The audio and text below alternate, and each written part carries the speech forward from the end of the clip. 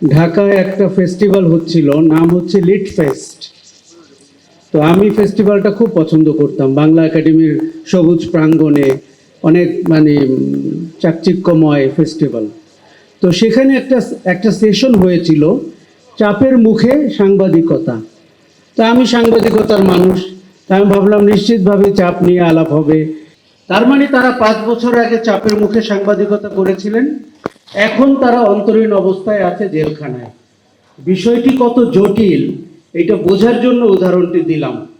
ওই সময় যদি কেউ চাপের মুখে থেকে থাকে, তার কি এখন জেলখানায় থাকার কথা, নাকি তার বাইরে থাকার কথা, নাকি তার নন্দিত সাংবাদিক হিসাবে থাকার কথা? আমি কয়েকটা প্যাটার্নের আলোচনা লক্ষ্য করলাম। সরকারের প্যাটার্ন, যেটা খুবই প্রেডিক্টেবল, তারা অপতথ্য নিয়ে আলাপ করছেন। এই অপতথ্য কিন্তু মোহাম্মদ এ আরাফাত বলে একটা লোক সারাদিন বলতেন, এবং এক সময় আমি বলতাম উনি অপতথ্য মন্ত্রী।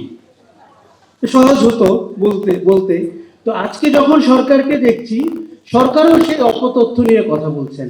অপতথ্য যে একটা সমস্যা, এটা নিয়ে আমার কোনো বিরোধ নাই, কিন্তু সরকার যখন অপতথ্য বলেন তখন বেশ চিন্তায় পড়তে হয়। কেননা অনেক অনুসন্ধানী তথ্য অথবা গঠনমূলক তথ্যকেও সরকারে বসে গেলে অপতথ্য মনে হতে পারে। মুক্ত গণমাধ্যম এবং মানবাধিকার, এটি একটি দ্বান্দ্বিক বিষয়। কেন বিষয়? কারণ যে অপোজিশনে থাকে, বিরোধী রাজনীতি করে, রাজপথে মানুষের কাতারে থাকে, তার কাছে গণমাধ্যমকে একটা চোখে দেখা হয়, মানবাধিকারকে সে এক দৃষ্টিতে দেখে। যেই মুহূর্তে সে সরকারে চলে যায়, সরকার গঠন করে, গণমাধ্যমের একটা ভিন্ন সংজ্ঞা দাঁড়ায় তার কাছে, এবং মানবাধিকারেরও একটা ভিন্ন সংজ্ঞা দাঁড় করায়। আমরা 54-55 বছরে এই চিত্র দেখতে দেখতে আমাদের গা সওয়া হয়ে গেছে। আমরা বলছি বাংলাদেশের নিচের দিকে মান চলে গেল কিনা, এবং সরকার অপতথ্য নিয়ে কথা বলছে। বেশ কিছু পেশাজীবী সমিতি, যাদের কথা ছিল স্বাধীন সাংবাদিকতা নিয়ে আলোচনা করার, তারা তাদের দলীয় পরিচয় নিয়ে আজকের সেমিনারগুলো করেছেন।